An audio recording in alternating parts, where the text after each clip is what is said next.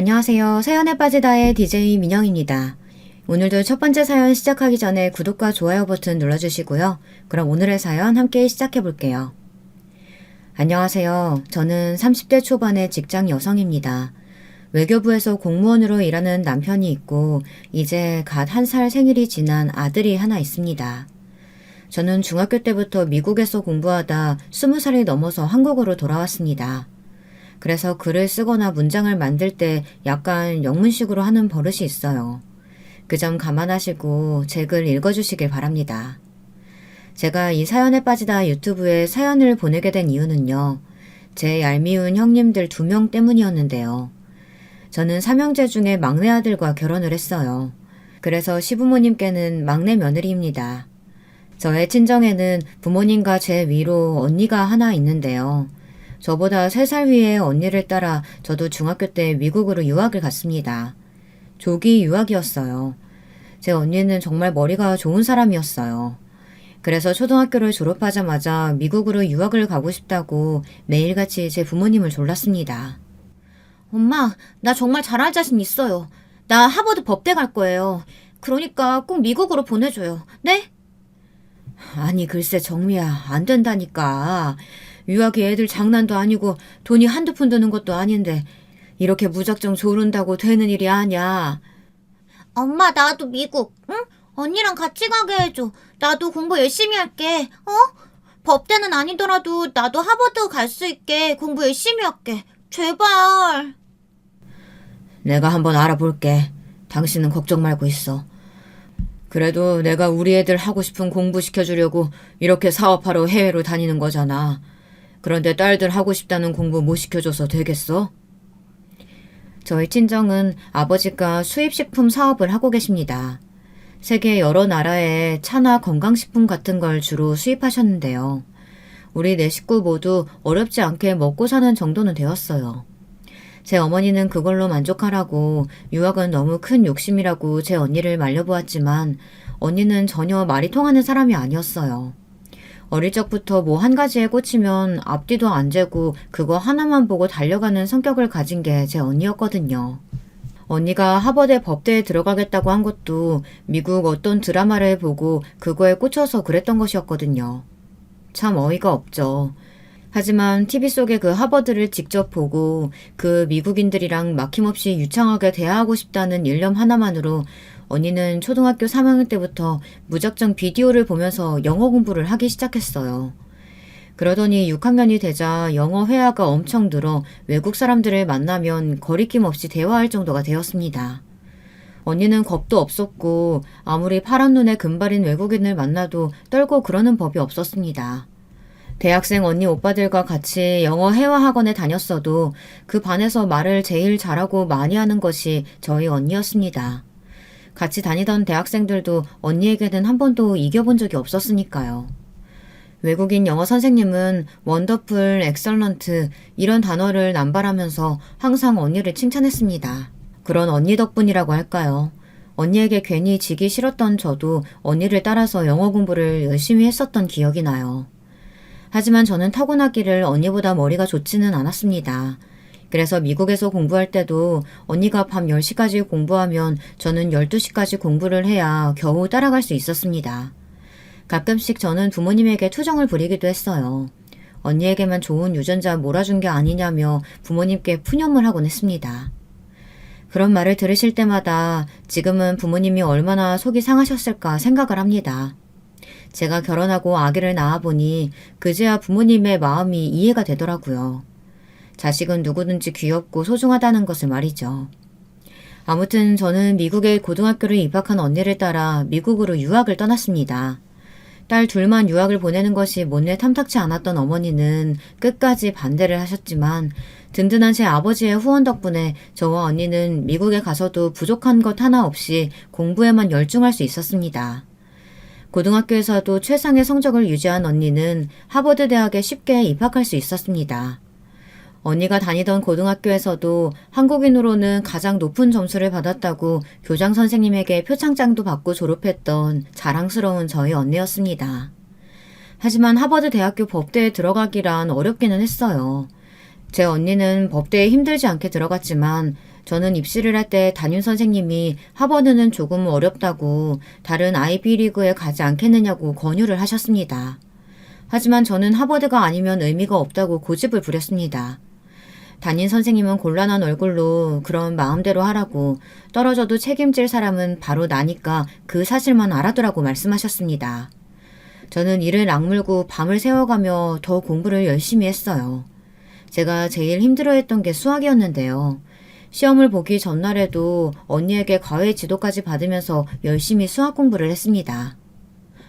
선미야, 너 혹시 내가 갔다니까 이렇게 억지로 공부하면서 너도 하버드 오려고 하는 거 아니야? 그럴 필요 없어. 다른 좋은 학교들도 얼마나 많은데. 너는 꼭 그 학교 아니라도 얼마든지 넘치는 점수로 쉽게 들어갈 수 있는 학교 많잖아. 언니가 하는 거면 내가 못할 이유가 없지. 나 언니한테 뒤떨어지고 싶지 않아. 그러니까 나 가르치는 건 내가 하버드 들어갈 때까지만이야. 그 이후로는 나한테 신경 안 써도 돼. 저의 앙칼진 대답에 언니는 고개를 저으면서 한숨을 쉬었습니다. 어쩔 수 없이 언니는 제가 하버드 대학에 합격할 때까지 개인 과외를 해주었어요. 그건 장녀로서의 의무감 같은 거였을지도 모르겠습니다. 저희 둘만 미국으로 보낼 때 아버지는 언니에게 저를 꼭 잘 지켜달라고 신신당부를 하셨거든요. 믿을 사람은 언니밖에 없다며 미국으로 가기엔 어린 저의 유학을 언니와 함께라는 이유를 달아 조건부로 허락을 해주신 것이었습니다. 그렇게 저와 언니는 둘 다 대학생이 되었습니다. 언니와 저는 같이 지내던 집을 넘기고 언니는 혼자 자취를 했고 저는 하버드 기숙사에 들어가게 되었어요. 1학년 학기 초에는 매일 언니를 만나 같이 저녁을 먹고 서로 그날의 생활 이야기도 나누고 했었지만 3개월도 채 지나지 않아 언니는 남자친구가 생겼다고 하며 저와 만나는 것을 점점 꺼려하게 되었습니다. 새로 사귄 남자친구가 언니에게 좀 집착을 하는 성격이라며 저녁마다 만나기가 곤란하다고 하더라고요. 저는 그 대신 매일 밤마다 언니에게 영상통화를 걸었어요. 그래도 언니가 잘 지내고 있는지는 확인을 해야겠다는 어떤 의무감 같은 거였습니다. 그리고 그때마다 남자친구가 집에 돌아갔는지도 확인을 하게 되었습니다. 제 언니가 외국 남자와 같은 방을 쓰거나 동거를 하게 되는 것만은 참을 수 없었거든요. 저는 언니에게도 경고를 했어요. 혹시 남친이 언니에게 몹쓸 짓을 강제로 하려고 한다거나 하면 절대 허락하지 말고 내쫓아 버리라고요. 안 그러면 아버지에게 말해서 언니를 강제로 한국행 비행기에 태워버리겠다고 했습니다. 알았지?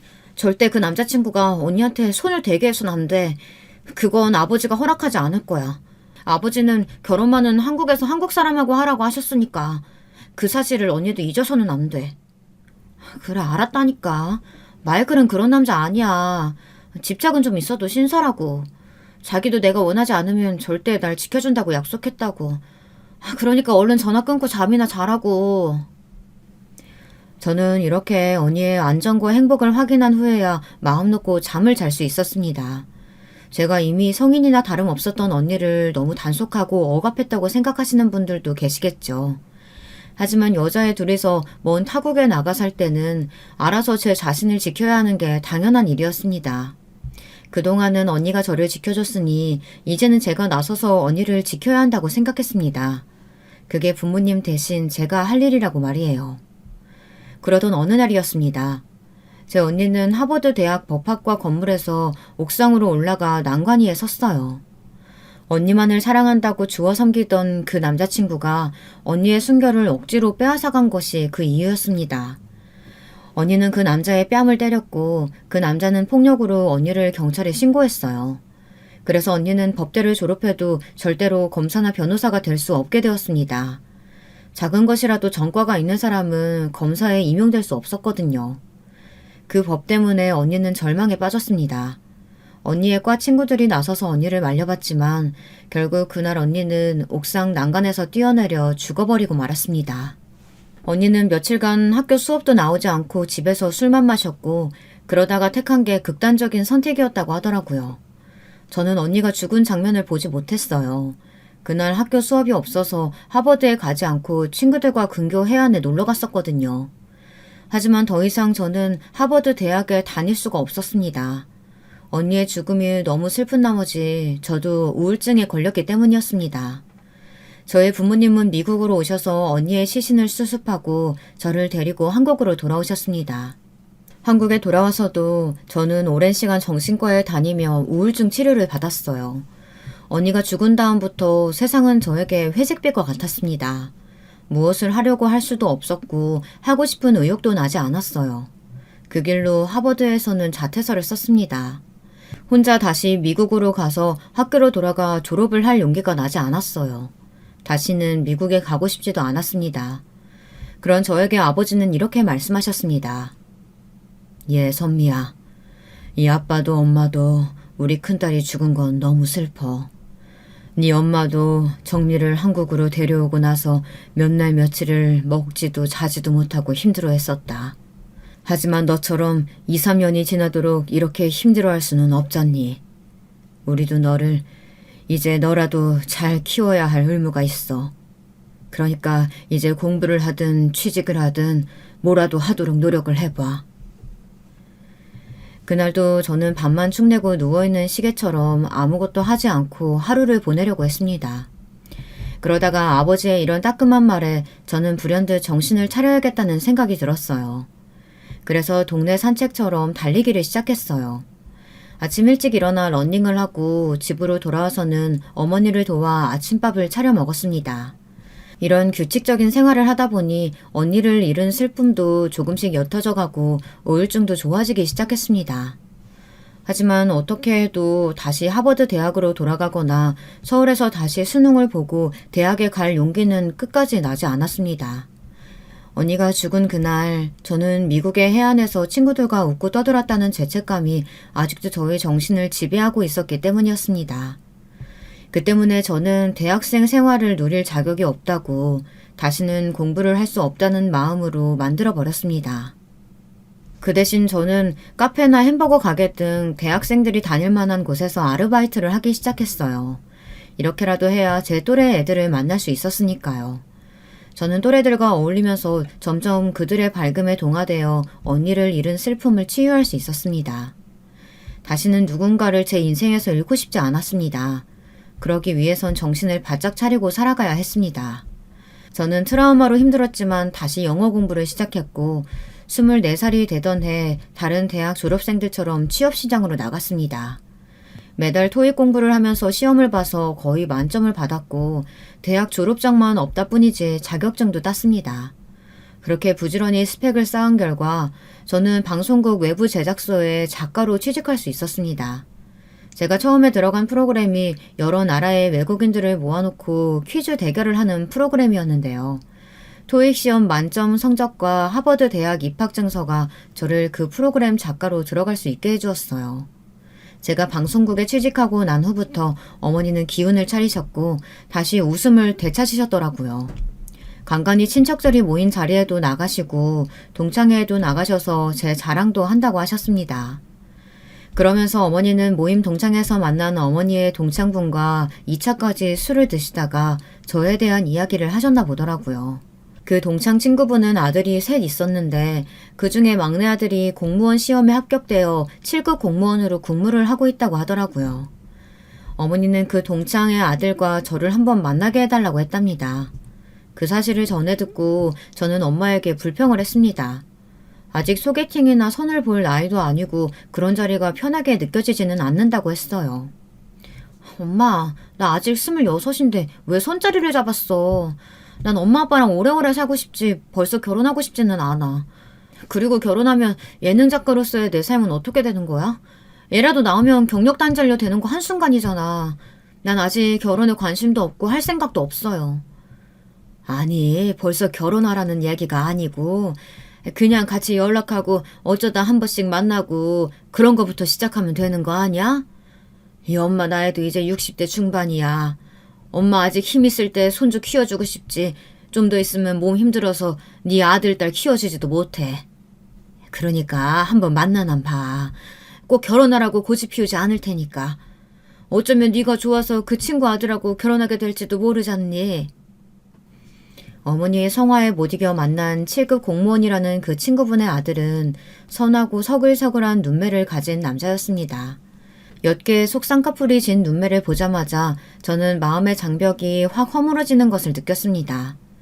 그 사람은 남자지만 제 언니와 비슷한 눈을 가지고 있었어요. 그래서 더 친근하게 느껴졌는지도 모르겠습니다. 저는 그렇게 남편과 1년 반 동안 연애를 한 후 결혼을 하게 되었습니다. 제 걱정과 달리 시댁에서는 제가 작가라는 것을 굉장히 좋게 생각하시면서 시어머니는 결혼해도 계속 일할 수 있게 도와주시겠다고 말씀하셨어요. 우리 선미가 예능 작가라니 정말 난 우리 며느라기 자랑스럽구나. 나도 이제 어디 가서 작가 선생 며느리 얻었다고 자랑할 수 있겠어. 우리 집안에서 창작자가 나오다니 정말 감격스럽구나. 아니 우리 집안이 어떻다고 그래? 우리 아들도 7급 공무원이면 어디 가서 빠지지 않는 신랑감이라고. 그럼 뭐래요. 당신도 학교 교장, 우리 아들도 공무원. 나는 정말 우리 집안 분위기가 유리벽이나 철창 같아. 너무 딱딱해. 이제야 나랑 좀 맞는 아이가 들어온 것 같아. 아휴, 너무 좋다.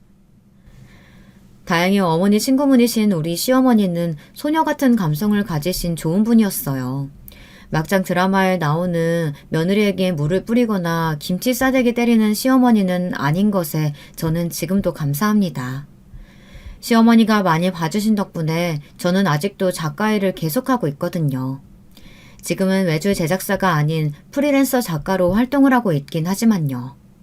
하지만 시댁 식구들 중 제가 지금도 껄끄럽게 생각하는 사람들이 있는데요. 그들은 제 형님과 작은 형님이었습니다. 그 두 사람들은 제가 처음에 시댁에 인사하러 왔을 때부터 저와 남편의 결혼을 반대하고 나섰습니다. 그 이유는 제가 고등학교 졸업장만 있다는 이유 딱 한 가지였어요. 제 큰형님은 서울의 한 대학교에서 국문과 교수로 재직하고 있었고 둘째 형님도 경제학 박사까지 학위를 따고 우리나라 유명한 금융회사에서 선임 연구원 같은 위치에 있다고 하는 그런 이야기를 들었습니다. 하지만 저도 하버드 대학을 졸업하지는 못했지만 하버드 대학에 들어갈 만큼 공부도 열심히 하고 나름 머리도 좋은 편이어서 그렇게 신경이 쓰이지는 않았습니다. 제가 하버드 대학에 입학했었다는 것은 우리 친정에서는 불문율 같은 거였습니다. 저 역시 아무에게도 말하고 싶지 않았어요. 왜냐하면 그걸 말하려면 친언니에 대한 묵은 상처도 꺼내야 했기 때문이었습니다. 우리 집안에서는 아무도 그런 슬픈 말을 다시 꺼내고 싶은 사람이 없었거든요. 저희 엄마는 제 언니가 극단적 선택을 했다고 어디 가서 말씀하지 않으셨고 그저 미국에서 사고를 당했다고만 이야기했어요. 친척들도 다들 그렇게 알고 있고요.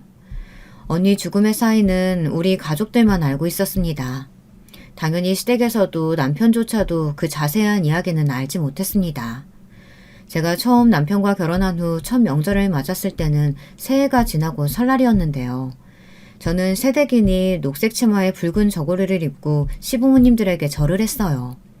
그러자 시아버지는 제가 이쁘다고 하시며 세뱃돈으로 10만 원이 든 봉투를 주셨습니다. 그리고 제 어깨를 두드리며 만족한 웃음을 지으셨습니다.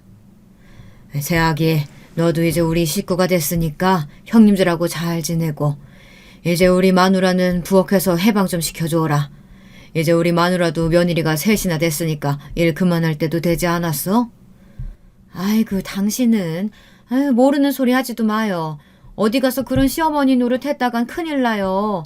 요즘 시대 시어머니들은 아들 집에 갈 때도 전날에 미리 며느리한테 허락받고 가야 한다던데? 큰애랑 작은애도 안 그러니?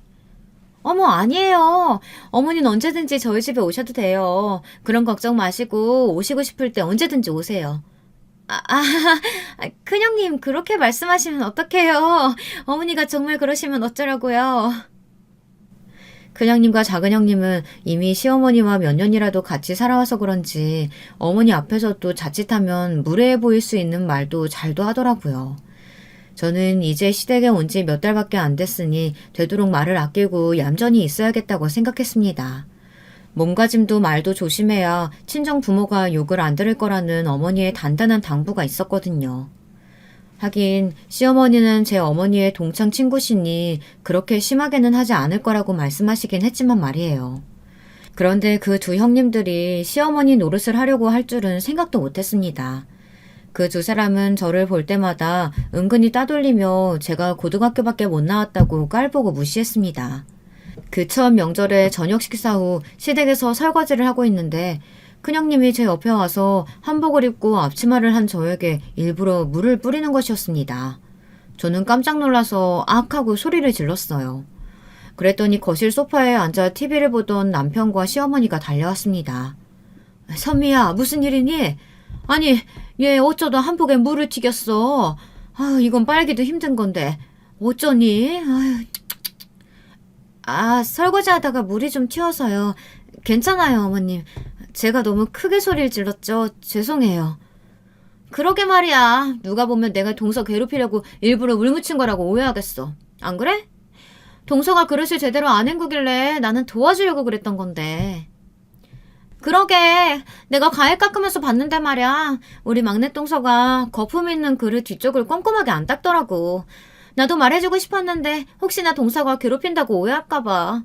그래서 말 안 한 건데 우리 형님은 그 꼴을 못 봐서 그래. 얄미운 동서들에게 이런 말을 듣고도 저는 한마디도 대거리 못하고 그저 고개를 푹 숙이고 있었습니다. 제가 형님들에게 아무 말이 없자 남편이 대신 화를 내어줄 정도였어요.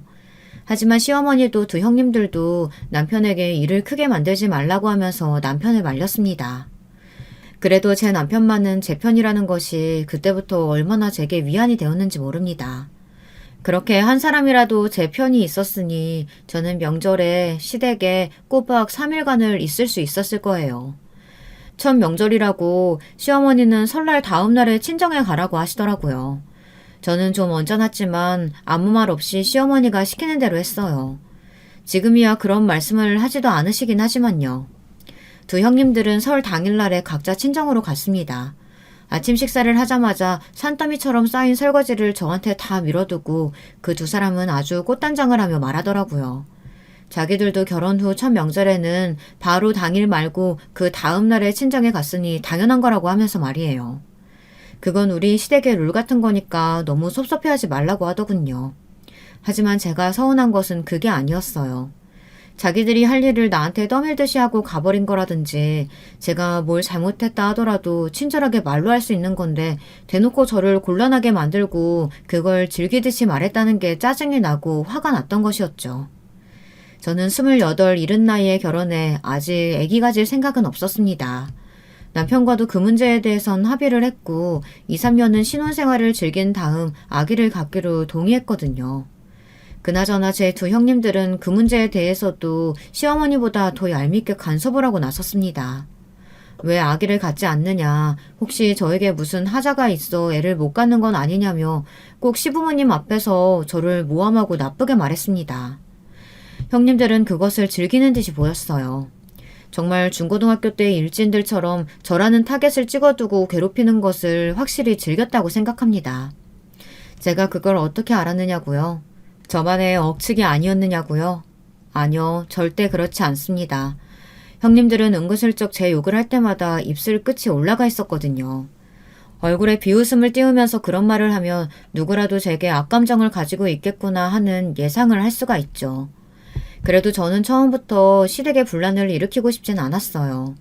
제 몸에 문제가 없다는 걸 제가 아는데 뭐하러 그들의 바보 같은 도발에 넘어갈 필요가 있을까요? 저는 그들의 비웃음 섞인 말들을 철저하게 무시했고 그건 두 형님들의 부활을 더 돋구는 결과가 되었습니다. 막내 동서는 정말 철면피인 거 아니야? 이렇게까지 얘기하는데도 어쩌면 저렇게 꿈쩍도 안 하지? 마음이 돌덩이처럼 굳어져 버린 거 아니야? 형님, 방법을 좀 더 다르게 해봐야 될 것 같아요. 말이 안 된다면 행동으로 보여줘야죠. 어떻게 고등학교밖에 못 나오려니 뻔뻔스럽게 우리랑 어깨를 나란히 하려고 하는 건지. 얼굴이 두꺼워도 정도가 있어야죠. 안 그래요, 형님? 그러게. 그건 작은 동서가 한번 궁리해봐. 어떻게 하면 그년을 정신 못 차리고 펑펑 울게 만들지 말이야. 알았지? 그때부터 그 두 사람은 수단 방법을 가리지 않고 저에게 해코지를 하려고 했습니다. 거의 3년 동안이나 그들은 저를 괴롭히며 재미를 느꼈고 희열을 느꼈을 것입니다. 지금 와서야 말이지만 시댁에 올 때마다 그 두 사람들은 제 머리도 툭툭 때리고 말귀도 못 알아듣는다고 하며 저를 깔보는 말을 예사로 했습니다. 남편의 형님들 역시 자기 아내들의 말만 믿고 저를 완전히 모자란 여자인 줄로 믿고 있더라고요. 아주버님들은 입으로 직접 말은 안 했지만 저를 보는 눈빛은 저를 시댁의 하녀처럼 생각하고 뭐든지 시키면 다 하는 사람으로 취급했습니다. 하다못해 맥주나 담배가 떨어져도 자기네 애들은 안 시키고 저한테 사다 달라고 말을 하더라고요. 저는 그건 정말 하고 싶지 않았어요. 그것만은 시 아주버님과 형님들이 시켜도 끝까지 가지 않았습니다. 저는 절대 시댁에서 우는 일이 없었어요. 아무리 서러워도 두 형님들이 보는 앞에서 무너지는 일은 있어서는 안 되겠다고 생각해서였어요. 제 남편은 그 두 형님들이 저에게 일진 같은 행동을 하고 있다는 것을 알게 되고는 두 형들에게 와이프 단속 좀 잘하라고 화를 내기도 했고 저를 감싸주는 말들을 했어요. 하지만 형님들은 남편의 말 따위는 귀에도 들어오지 않는다는 듯 행동을 했습니다. 다음 추석 명절 때 제가 큰형님이 시키는 담배 심부름을 거절하자 큰형님은 주먹으로 제 머리를 툭 때린 적이 있었거든요. 저한테 그 이야기를 듣고 남편은 화가 나서 형님에게 따진 적이 있었어요. 그랬더니 큰형님은 오히려 이런 소리를 하는 것이었습니다. 어머, 막내 서방님, 제가 언제 동서한테 못된 마음을 먹었다고 그래요. 동서가 배움이 짧으니까 내가 넓은 마음으로 가르쳐주려고 했던 건데 윗사람으로서 아랫사람 가르치다가 손 좀 올린 거 가지고 막내 동서가 그래요? 제가 때렸다고? 머리에 손 잠깐 댄 것뿐인데? 너무했다 동서. 아니 진짜 아무것도 모르면서 큰형님한테 따지기부터 하시는 거 서방님 너무하시는 거 아니에요? 한쪽 말만 듣고 그 입장에서만 말하면 당연히 우리가 잘못한 것처럼 되는 거죠. 동서 친정에서 가정교육 이런 식으로밖에 못 받았어? 우리는 엄연히 동서의 윗사람인 거 몰라? 그러니까 큰형님한테 얼른 사과해. 저는 너무 어이가 없었습니다. 잘못한 사람이 누구이고 손을 올린 사람이 누구인데 제가 사과를 해야 되는 건지. 찬찬히 듣지 않으면 완전히 제가 일방적으로 잘못한 것처럼 되어버리는 두 형님들의 화술이 정말 악마의 혓바닥처럼 교묘하게 느껴졌습니다. 시어머니께서 그날은 중재를 해주셔서 다행히 모두 뒤집어지지 않고 슬쩍 덮여서 넘어가게 되었는데요. 저는 그 후에도 큰형님이 제게 사과를 했어야 한다는 생각은 계속 들었던 거예요. 저는 친정집에 가서도 갑자기 그동안 꾹 눌러온 서러운 생각이 들어 그만 친정엄마 앞에서 엉엉 울고 말았습니다. 제 눈물샘이 터진 것을 보시고 친정엄마는 크게 놀라서 남편에게 물으셨어요. 아니, 선미 얘가 왜 이러나? 자네 집에서 무슨 일 있었어? 아, 장모님 죄송합니다.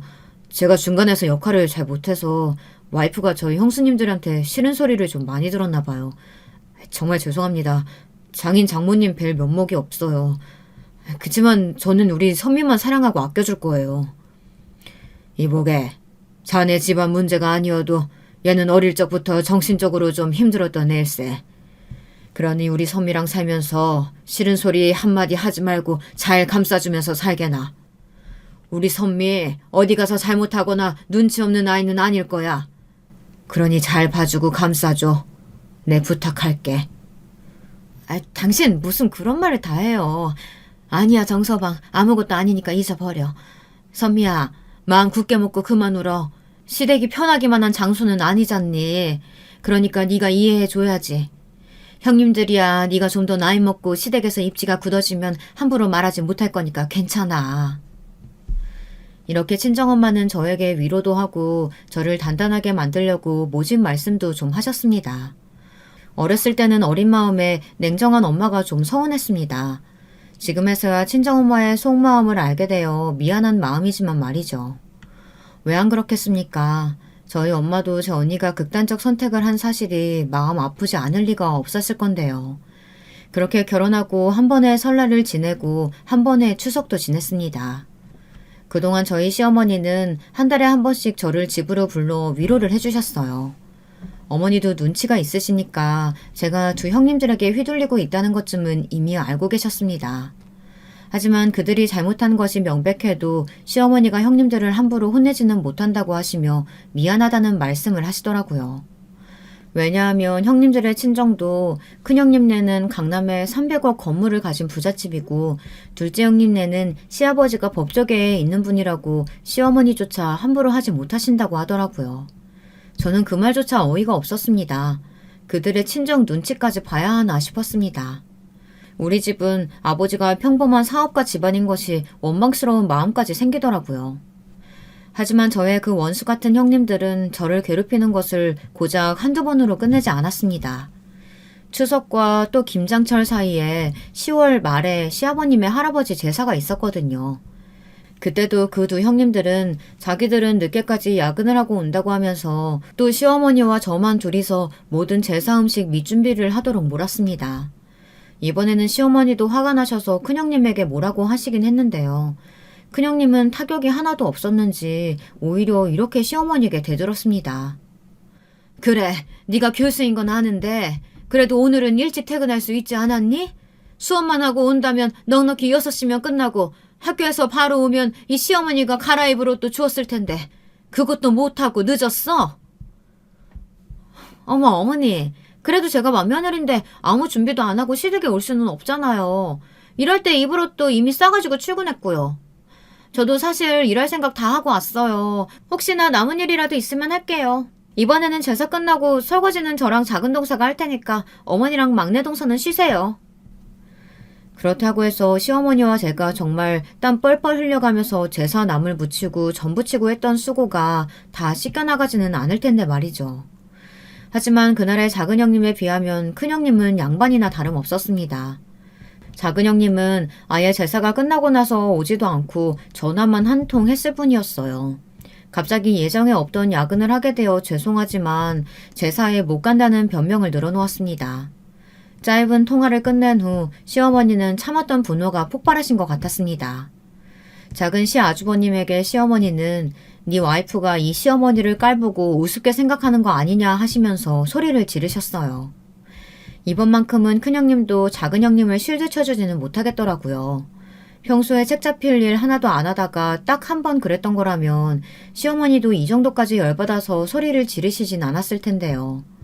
작은 형님은 마치 대단한 일이라도 하는 사람처럼 평소에도 그렇게 시아주버님에게 집안일을 모두 시켰다고 하더라고요.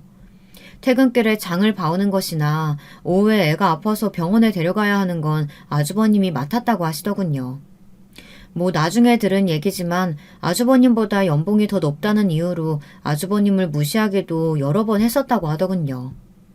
그날의 사건은 그렇게 작은 시아주버님이 시어머니께 잘못했다고 대신 사과드리고 빌어서 어떻게 넘어가기는 했습니다. 그리고 큰형님과 작은 시아주버님은 시어머니께 제사 때 장본 비용 충당하라고 50만 원씩 100만 원을 드렸다고 했습니다.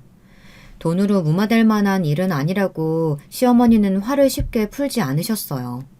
하지만 돈 싫어하는 사람이 어디 있을까요? 다음 김장철에 온 며느리가 다 시댁에 모였을 때 작은 형님은 시어머니와 아무 일도 없던 듯이 웃으면서 넘어가시더라는 거예요. 저는 이해가 잘 안 되더라고요. 시어머니도 참 사람이 좋은 것이 물러 터진 것 같기도 하고 큰 동서와 작은 동서 역시 돈만 들이면 다 된다는 생각을 가졌다는 게 말이에요.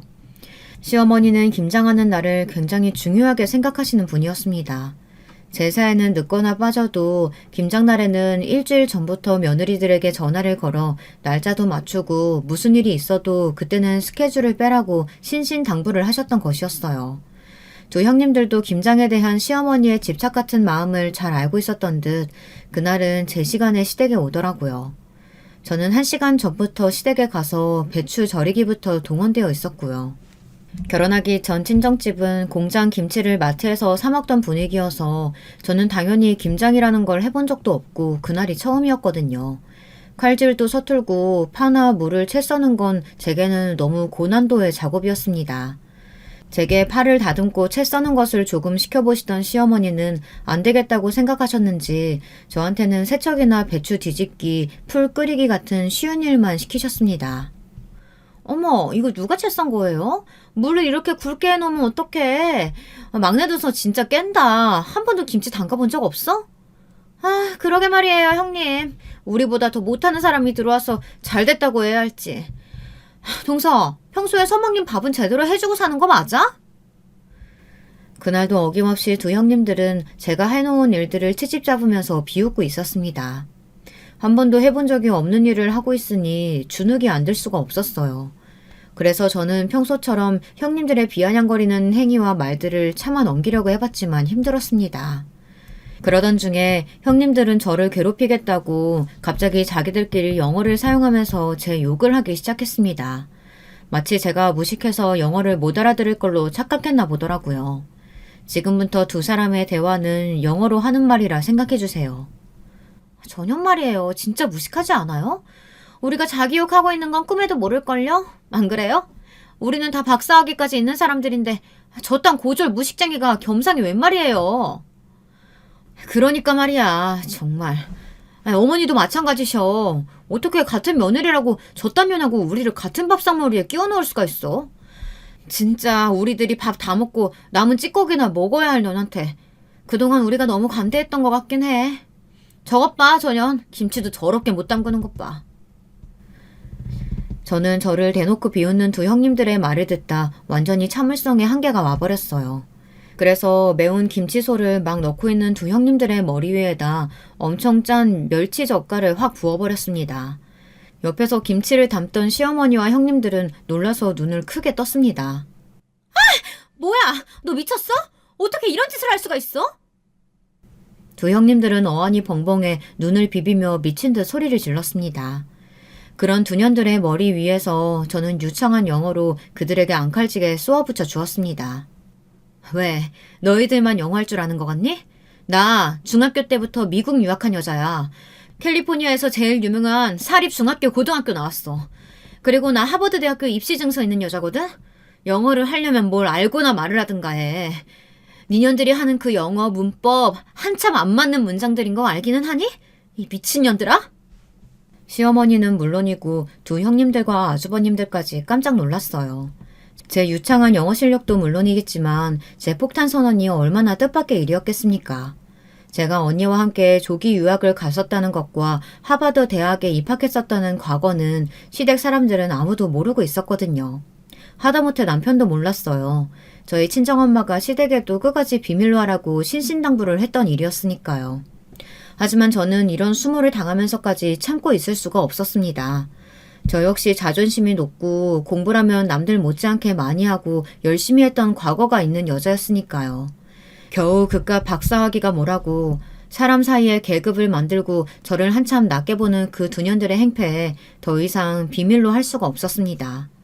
처음에 두 형님들은 코웃음을 치며 제가 하버드 입학생이라는 것을 믿지 않았어요. 그래서 저는 휴대폰에 가지고 있던 하버드 입학증 사진을 보여주었습니다. 그랬더니 그 두 년들은 뒤통수를 세게 맞은 듯이 멍한 표정을 지어 보였습니다. 그런 그년들의 멍청한 표정은 사실 저를 즐겁게 했습니다. 어때? 이걸 보고도 니년들이 할 말이 있어? 말을 하려면 똑바로 영어를 사용해. 알아들었어? 저의 매끄러운 영어 발음에 시댁 식구들은 모두 다 눈이 휘둥그레져서 입을 딱 벌리고 아무 말도 하지 못했습니다. 저는 입고 있던 앞치마를 풀어내던지고 화장실에 가서 손을 씻고 시댁에서 나와버렸습니다. 그렇게 다들 굳어있다가 제 남편이 가장 먼저 정신을 차리고 저를 따라 나왔습니다. 남편은 정말 하버드 입학생이었던 것이 맞냐고 하며 어떻게 그런 중요한 걸 비밀로 할 수가 있냐고 저에게 따지듯이 물었어요. 저는 그때서야 미국에서 일어났던 일 전부를 남편에게 말해주었습니다. 놀란 얼굴로 제 말을 다 듣고 나서 남편은 어느새 울고 있던 저를 가만히 꼭 안아주었습니다. 그래, 다 쏟아내. 더 울어도 돼. 당신도 그때부터 얼마나 언니가 그립고 죄책감 느꼈겠어. 나 그런 당신 마음 다 이해해. 그러니까 이제 오늘 이후로는 더 이상 언니 때문에 울지 마. 그리고 나한테 못할 말이 뭐가 있어. 난 당신 남편인데 난 무조건 당신 편이야. 그 얄미운 형수님들이 또 당신한테 뭐라고 한다면 내가 다 막아줄게. 형들과 척을 짓는 일이 있어도 나는 당신 편이야. 저는 다정한 남편의 말에 얼음처럼 굳은 마음이 스르르 녹아내리는 것을 느꼈습니다. 남편의 품에 안겨서 어린애처럼 엉엉 울며 저는 시댁의 아파트 단지 현관에서 그렇게 한참을 서 있었습니다. 그 이후부터 두 형님들은 저를 절대 건드리지 않았어요. 제가 한번 돌아버리면 얼마나 무서운지 그날 알게 되었기 때문이었습니다. 그리고 제가 울면서 뛰쳐나간 후 두 형님들은 시어머니에게 아주 호되게 혼이 났다고 합니다. 세 사람이 들어오면 조금 잘못하더라도 관대하게 감싸주지는 못할 망정 괴롭히면서 큰며느리 둘이서 저를 따돌렸다고 하면서요. 그게 고딩 일진들하고 뭐가 다르냐면서 시어머니는 극대노를 하셨다고 하더라고요. 저는 조금 의외였어요. 시어머니는 마음이 약해서 누구에게도 싫은 소리를 못 하시는 줄 알았거든요. 하지만 잘못된 일은 바로잡고 시댁의 기강을 잡는 분은 역시 우리 시어머니 뿐이셨습니다. 저는 친정에 시어머니가 싸주신 김장김치를 들고 가 우리 친정엄마에게 그 이야기를 자랑처럼 했습니다. 그랬더니 친정엄마는 처음엔 왜 분란을 일으켰냐면서 저에게 뭐라고 하셨습니다. 그러자 옆에서 그 이야기를 듣던 제 남편이 저를 역성 들고 나섰습니다. 아닙니다, 장모님. 그건 정말 연속극에 나오는 시원한 사이다 복수일 뿐이었어요. 제 형수님들이지만 제가 봐도 우리 선미 너무 티나게 괴롭히던 게 보였거든요.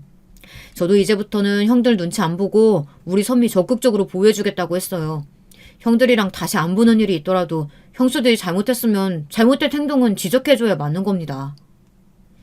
제 남편이 이렇게 믿음직하게 변한 것이 우연이 아니라고 하시면서 시아버지는 아주 잘했다고 사위에게 술 한잔 내밀었습니다. 그날 저희 친정에서는 김장김치와 수육으로 온 가족이 소주 파티가 벌어졌어요. 남편과 제 친정아버지는 더욱 돈독한 사이가 되었던 건 물론이고요. 지금은 같이 낚시도 가고 등산 여행도 가는 단란한 장인과 사위지간이 되었답니다. 여러분, 오늘 제 이야기 어떠셨나요?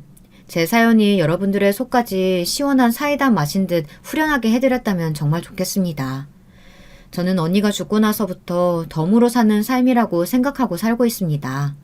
제 언니는 결혼도 못하고 아기도 못 낳고 너무 이른 나이에 세상을 등졌지만 저라도 언니를 대신해서 언니가 못했던 일들을 이뤄가면서 살고 싶습니다. 저는 남편하고 약속했어요. 이제 제 아들이 갓 2돌이 지났지만 저는 프리랜서의 형태로라도 일을 계속해 나가겠다고요. 그러니까 육아는 이제 젖을 뗐으니 공동 육아를 하자고 말이죠. 남편은 당연히 제 제안을 찬성했고요. 남편은 요즘 들어 정말 저에게 놀라운 이야기를 했습니다. 이번 12월 말까지는 회사를 다니고 공무원으로서 처음으로 아빠 육아휴직을 쓰겠다고 하지 뭐예요. 저는 그럴 필요까지는 없다고 했지만요. 남편은 육아휴직을 하는 김에 둘째도 낳자고 아주 당당하게 말을 하더라고요. 자기는 아들 하나만 키울 생각은 없다고, 어떻게 해서든 딸을 꼭 낳고 싶다고요. 남편은 잘하면서도 남자들 사이에서 치였고 집안에서는 시어머니만 여자여서 저의 시어머니도 손녀딸 하나 있으면 너무 좋겠다고 하시더라고요. 여러분들도 아시죠? 그게 뭐 자기 마음대로 되는 건 아니잖아요. 하지만 저는 남편에게 고마워서라도 딸을 꼭 낳고 싶기는 합니다. 그리고 저는 딸을 낳으면 이름을 정미라고 부르고 싶어요. 제 언니의 이름을 따서요. 그게 죽은 언니에게 속지 않은 마음이기도 하고요. 제 이야기는 여기서 줄이겠습니다. 신혼 초에 형님들에게 꼼짝 못하고 주눅 들어있던 때에 저는 지금은 생각도 하기 싫습니다. 사실 제 본성은 그런 게 아니었는데 말이죠. 활발하고 할 말은 당당히 하고 누구 앞에서도 주눅들지 않았던 제 본 모습을 찾게 되어서 정말 저는 날아갈 것 같습니다. 여러분들도 그렇게 생각하시지 않나요? 인생은 길지도 않은데 왜 그렇게 형님들에게 주눅들고 참으면서 살았는지 이해가 되지 않아요. 형님들의 통제와 괴롭힘에서 벗어난 지금은 몸도 마음도 아주 가볍습니다. 남편도 온전히 제 편이고요. 다른 어떤 일들보다 남편이 평생을 살아갈 동안 믿을 만한 내 편이 되었다는 것이 제일 이득을 본 것 같아 기분이 좋습니다. 저는 정말 결혼 하나는 잘한 것 같아요. 남편과 끝까지 같은 마음으로 이 험한 세상을 헤쳐나갈 수 있다는 것이 너무나 큰 선물을 받은 것 같아요. 이제 겨울의 초입에 들어가는 칼바람이 부는 날씨지만 우리 세 식구 같이 지내는 우리 집은 항상 따뜻하답니다. 제 긴 사연 들어주신 여러분들에게 감사 인사를 드립니다. 제 글을 읽고 동서들이나 시어머니에게 괴롭힘 당하는 분들이 계시다면 힘내셔서 하고 싶은 말 하고 한번 콱 들이받으세요. 결과가 어떻게 되든 여러분들도 속은 편하게 될 테니까요. 그럼 안녕히 계세요. 여러분, 두 번째 사연 시작하기 전에 좋아요, 구독 꼭 눌러주실 거죠? 그럼 두 번째 사연 바로 시작합니다. 보통 살다 보면 힘든 일을 잘 해결하지 못하고 늘 우유부단하게 처리하시는 분들이 있잖아요. 저도 그런 편에 속하는 사람인데요. 어째 인생에서 제일 중대한 일을 저같지 않게 과감하게 처리해버리게 되었어요. 제 나름 기념할 만한 사건이기도 하고 한편으론 뒷수습에 있어 시간이 꽤 걸릴 것 같기도 합니다. 그래도 일단 저질렀고 다시는 되돌릴 수 없기에 열심히 밀고 나가보려고 해요. 저는 현재 서울에 살고 있는 30대 여자예요. 여기 보면 보통 어디 살고 몇 살인지도 종종 얘기하시던데 그게 중요한 건가요? 아무튼 이렇게 저도 한번 밝혀보게 되었어요. 결혼 여부를 물으신다면 올해 들어 3년 차에 접어드는 사람이랍니다. 다들 갑자기 너도 나도 결혼하기 시작하긴 했지만 꼭 그런 흐름에 끌려서 한 건 아니에요. 충분히 저도 남편에게 애정이 있었고 그래서 아주 무난하게 별 문제 없이 부부의 연을 맺게 되었답니다. 하지만 처음부터 약간 쎄한 것이 있었으니 바로 남편의 여동생인 신우이였어요. 우리 신우이는 진짜 인형처럼 예쁘게 생겨서 처음에는 저와 아주 감정이 좋았답니다. 꽤나 살갑게 잘 대해주었거든요. 언니, 저는 예전부터 우리 오빠가 장가 가면 새언니랑 쇼핑도 하고 같이 밥도 먹고 그런 거 꿈이었어요. 언니 같은 사람이 제 새언니가 되어줘서 너무 좋아요. 이렇게 생글생글 웃으면서 팔짱을 대뜸 끼고 그러니 제 딴에는 너무 사랑스럽게 느껴진 거예요. 전 여동생이 없고 시커먼 남동생만 있다 보니 이처럼 귀엽게 저에게 말을 걸어오는 아가씨가 이쁘게 보일 수밖에 없었답니다. 결혼 전에야 딱히 마주할 일이 별로 없어서 그냥저냥 지냈지만 결혼하고서는 시댁이 근처여서 그런지 자주 보게 되었어요. 제 기억엔 아마도 신혼 한 3개월간은 자주 보지 못했어요. 그 무렵 때에는 아가씨도 결혼 얘기가 나오고 있고 꽤나 심각한 분위기였었거든요. 여기에도 좀 만만치 않은 사연이 있기는 해요. 우리 시부모님은 아들인 우리 남편보다 딸인 아가씨를 정말 끔찍하게 이뻐하시는 분들이거든요. 상견례 때에도 우리 엄마가 정말 아무 생각 없이 질문한 얘기에도 어머니는 엄청 진지하게 대꾸를 하시는 거예요. 사돈 아가씨가 참 연예인처럼 예쁘게 생겼네요. 딸 아까워서 어떻게 시집 보내실까 몰라? 어디까지나 정말 예의상 그냥 기분 좋으라고 한 얘기였어요. 우리 엄마 눈에야 아무리 뭐가 어쨌다 한들 본인 딸이 제일 예쁘지 남의 집 딸이 뭐 얼마나 이쁘게 느껴지겠어요. 그런데 어머니는 냅다 하고 받아서는 제 입장에서는 약간 기분 나쁠 정도로 말을 하시더군요. 우리 수영이요? 맞아요. 우리 수영이 연예인 하라는 소리 엄청 많이 들었어요. 그래서 시집은 아무데나 안 보낼 거예요. 무조건 고급 호텔에서 결혼식 올리고 집도 강남권 열쇠 갖고 나오는 신랑 아니면 절대 안 돼요.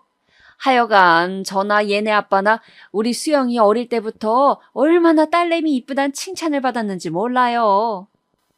아니, 이건 뭐 그냥 아는 동네 이웃들끼리 할 소리지. 상견례에서 아들 장가 보내는 자리, 그러니까 남의 집 딸이 그 집으로 시집 오는데 할 소리는 좀 아니지 않나요?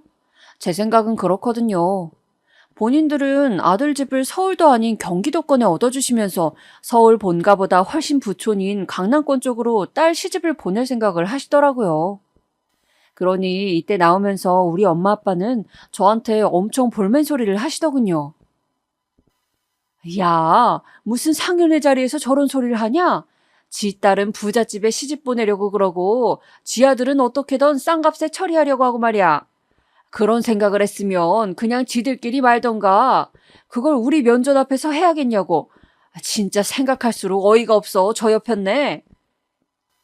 우리 엄마는 어머니가 화장도 엄청 진하게 하고 멋을 너무 부렸다며 계속 마음에 안 든다고 툴툴거리더니 저 소리 하나 잡고 며칠을 늘어지는 거예요. 저도 싫긴 했지만 엄마가 너무 넌더리가 난다는 식으로 말하니까 좀 별로더라고요. 이땐 저도 뭐 콩깍지가 제대로 씌었던 것 같아요.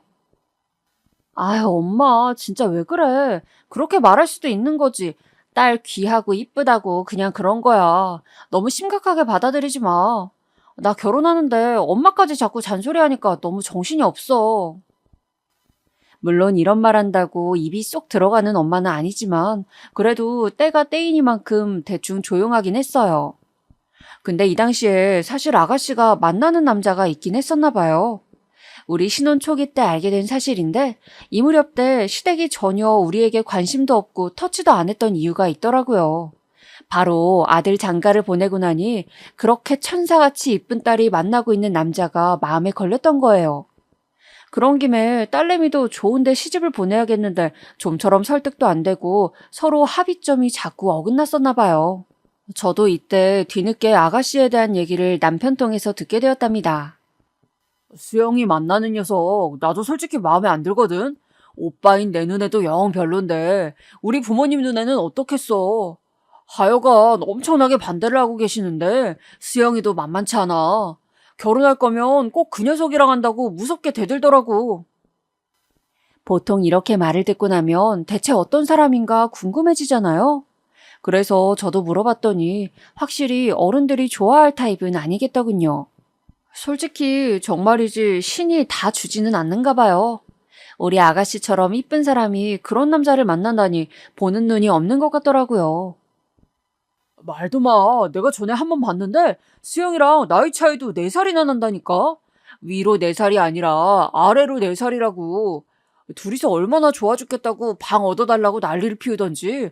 그때 엄마가 알아눕고 집을 아주 뒤집어 엎었어. 그런데 넌 잘 모르겠지만 수영이 걔가 생긴 건 순한데 뭐 하나 결정하면 고집이 아주 장난이 아니야. 몰랐는데 아가씨가 무작정 가출을 해가지고 연락이 안 됐었나 봐요. 이런 일면이 있었는진 생각도 못했는데 너무 의외이긴 했어요. 그런데 당시 우리가 결혼하는 걸 보고 아가씨나 어머니나 똑같이 모녀간에 마음이 생기긴 했었나 봐요. 다만 상대는 달랐던 것 같더군요. 남편도 이 부분에선 애지간히 골머리를 앓더라고요. 엄마야, 다른 사람들한테 얼른 소개받아가지고 하루빨리라도 좋은데 시집 보내고 싶은 거야. 마음에 안 드는 놈이랑 몇 년을 저렇게 붙어 있으니 속이 상하지. 그리고 이건 너한테만 말하는 건데 수영이가 그 녀석이랑 얼마간 좀 살았어. 지금은 집에 왔다 갔다 하긴 하는데 하도 아빠가 2년 끝내 뭐네 해서 어쩔 수 없이 저렇게 된 거야. 진짜 세상 청순한 얼굴을 하고 있는 아가씨는 저보다 나이도 1살 어린데 그 연하 남친이랑 수년째 동거를 했었다고 하더군요. 이때 너무 의외인 이야기까지 들어버렸어요. 남편도 저를 완전한 가족이라고 생각하니까 말했겠지만요. 그때만 생각하면 억장이 무너진다니까. 수영이가 임신을 했네 안 했네 집이 한번 뒤집어졌었어. 아참, 너 이 말은 절대 우리 집에서 하면 안 돼. 엄청난 금기사항이야. 그때 진짜 엄청난 피바람이 지나갔었어. 솔직히 남녀가 몇 년을 같이 동거를 하고 있고 한창 어린애들이니 뭔 일이 안 나는 게 이상하지. 아무튼 그러니까 엄마는 빨리 쟤네를 떼놓고 싶은 거야. 그래놓고 결국 어머니 편에 기울어진 아가씨는 눈물을 머금고 그 어린 남친이랑 헤어지고 말았답니다. 그런데 여기에도 이유는 있었더라고요. 엄연히 아가씨가 정리한 게 아니라 정리된 것이었어요. 아니, 그 이쁜 외모를 갖고 왜 그랬던 걸까요, 정말? 수영이가 거절한 게 아니고 그 남자애한테 차였대. 다른 여자애가 생겼다나? 뒷단엔 수영이가 연상이니 어린 여자애도 만나보고 싶다는 둥 얻어맞아도 할 말 없는 소리를 한 거야. 결국 정리는 했다 쳐도 이별 당한 거나 마찬가지 아니냐고. 내가 진짜 쟤 때문에 속 터져서 못 살아. 남편은 자기가 봐도 어느 것 하나 빠지는 것 없는 여동생이 이상한 놈 하나 만나서 허송세월했으니 속이 상했나 봐요. 아무튼 이렇게 무마되는 것 같더니 어머니는 금세 여기저기서 남자를 알아보시더군요.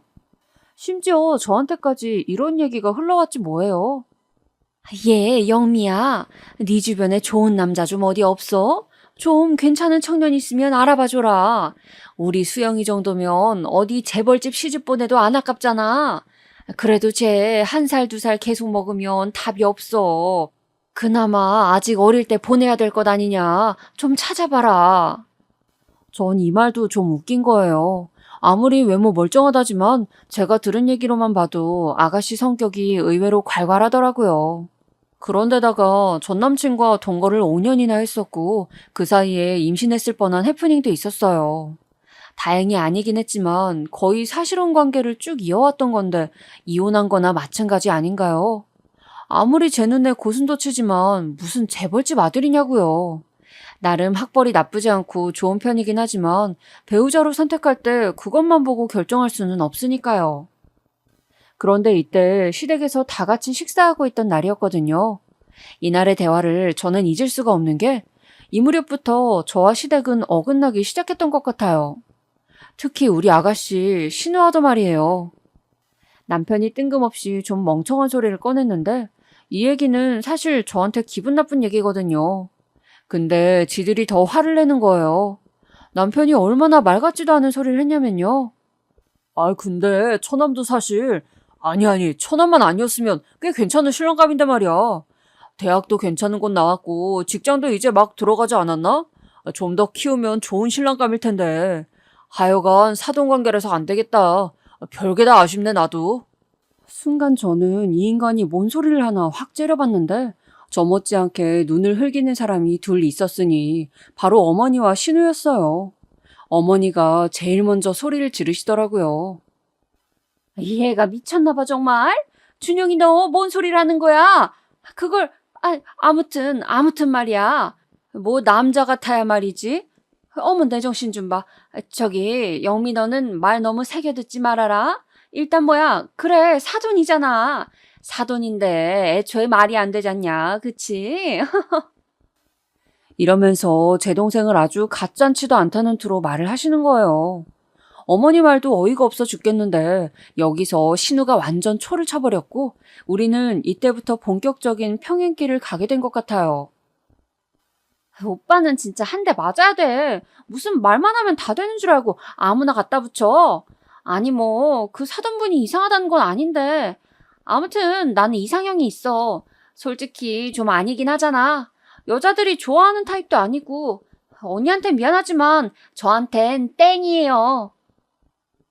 이것들이 쌍으로 다 미친 것도 아니고 왜 이런 상황은 안중에도 없는 직장에서 일 잘하고 있을 제 동생을 지들 멋대로 도마에 올리는 건가요? 저도 참지 않고 바로 답했는데 신우는 그게 되게 거슬렸나 봐요. 어디 네 주제에 반박을 하냐 이런 투로 바로 따라붙더라고요. 제 동생이 뭐가 어때서요? 얘 지금 여자애들이 만나자고 줄을 섰는데. 안 땡기면 아가씨는 다른 사람 만나면 되죠. 제 동생 거들먹거릴 일이 뭐가 있어요? 여자들이 좋아하는 타입 아니라니 걔가 학교 다닐 때도 얼마나 인기가 많았는데 그래요? 신우는 제 말에 제깍 눈썹을 치켜 올리면서 눈을 가늘게 뜨더니 쉬지도 않고 따박따박 받아치는 거예요. 왜요? 지금 동생 얘기 나오니까 기분 나쁜 거예요, 언니? 근데 뭐 어쩌자는 것도 아니고 그냥 얘기만 나온 건데 언니 너무 예민하시네. 누가 뭐라고 하던가요? 저는 뭐 되게 헐값에 갖다 팔아도 되는 것처럼 말을 막 하신다. 왕년에 여자고 남자고 줄 안 섰다고 말하는 사람 있긴 한 건가요? 이런 말 같지도 않은 유치한 싸움을 퍼붓게 되었고 저도 참 이때 한마디도 지지 않겠다는 의지가 아주 강했어요. 애초부터 제 동생 얘기를 이 사람이나 아가씨나 다들 얘기하고 있으니까 저도 할 말이 있는 거죠. 그런 얘기를 안 하면 되잖아요. 가족은 건드리는 거 아닌데 이렇게 앞에서 품평하듯 말하면 기분이 좋겠나요?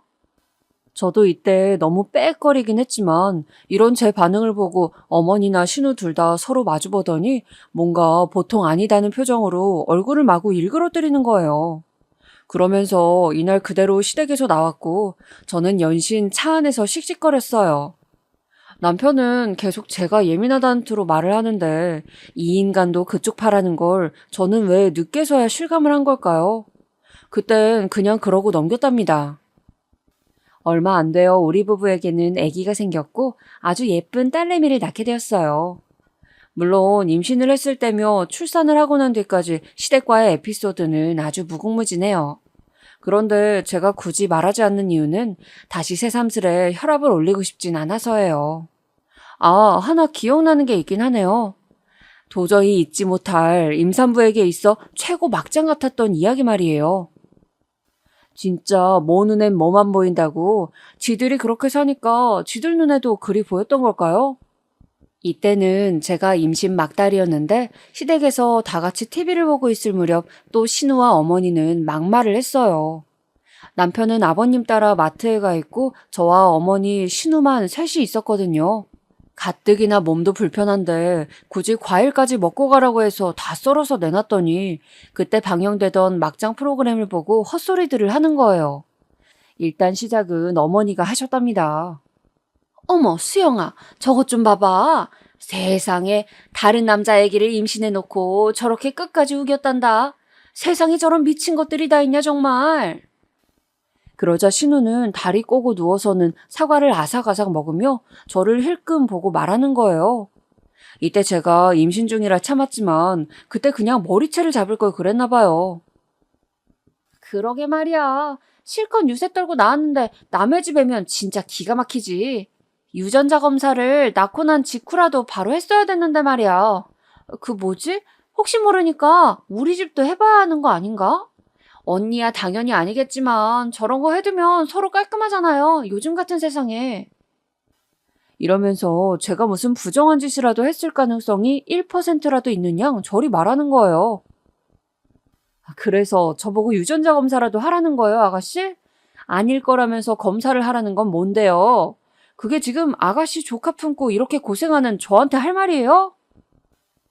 저도 꽤 한다면 하는 타입이고 그냥 당하고 있는 성격은 아니에요. 그런데 시댁은 사회생활하는 거랑 또 다르잖아요. 할 말을 다 할 수도 없고 가족이라는 곤란한 관계로 엮여 있으니까 정도껏 말을 피해가면서 또 나를 너무 얕볼 수 없도록 머리를 잘 써야 되더라고요. 그런 경험은 없는 시댁 초년생이다 보니 저도 좀처럼 강약 조절이 안 되었어요. 신우는 이런 저를 보고 자기가 갑이라고 생각했던지 약 올리듯이 말을 하는 거예요. 이쯤 되니 그 인형 같은 이쁜 얼굴도 아주 악하게 느껴지더라고요. 어우, 우리 새언니 또 너무 예민하다. 언니 그렇게 예민하게 구는 거 우리 조카가 닮으면 어떡해요? 우리 집에 둘이나 그런 사람 있으면 진짜 감당 안 되는데? 아, 그냥 농담이에요, 농담. 농담 몰라요? 언니 무서워서 진짜 무슨 말을 못하겠네. 엄마, 내가 그렇게 말이 이상했어? 무슨 신데렐라와 계모들도 아니고 바로 앞에서 지엄마한테 저렇게 묻는 신우를 보니 진짜 등짝을 한 대 날리고 싶은 걸 겨우 참았어요. 할 말이 있고 안 할 말이 따로 있는 건데 말 맞다나 어떻게든 자기 조카를 품고 있는 새언니한테 말을 저따위로 하냐고요. 어머니는 두말하지 않고 자기 딸부터 품고 편드는 분이라 당연히 이런 싸움에선 제가 질 수밖에 없어요. 그러니 저는 이후로는 시댁에 잘 가지 않게 되었어요. 왜 임신 때 사소한 싸움이 일어나고 시댁과의 분쟁도 커지면서 많은 며느리들이 발길을 끊는지 알겠더군요. 그리고 이걸로 조금 원수지듯 사이가 나빠져 버렸고 몇 번을 시댁에서 우리 집에 온다는 것을 저는 번번이 거절했어요. 남편이 이쯤 되니 약간 서운한 듯 말하더라고요. 엄마 아빠랑 수영이는 너 생각해서 애기 봐준다고 오는 건데 왜 그렇게 못 오게 해? 장모님은 계속 집에 계시잖아. 천안만 해도 엊그제 다녀갔고 말이야. 왜 우리 집 식구들만 못 오게 하는 건데 아들 집에 오신다는 게 그렇게 잘못됐어? 남편이 분위기 파악도 못하고 이리 말하는데 저는 산후 우울증과 남편에 대한 미움, 시댁에서 받았던 상처들이 다 한 뭉텅이로 섞여서 폭발해버렸어요. 진짜 애기 낳고 나니까 화만 늘었나 봐요.